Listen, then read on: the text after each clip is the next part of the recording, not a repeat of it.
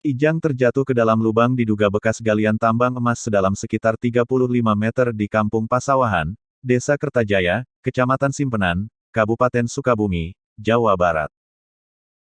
Warga Kampung Sampalan, Desa Langkap Jaya, Kecamatan Simpenan, Kabupaten Sukabumi, itu baru ditemukan 3 hari sejak hari kejadian, Selasa, tanggal 18 Mei tahun 2021.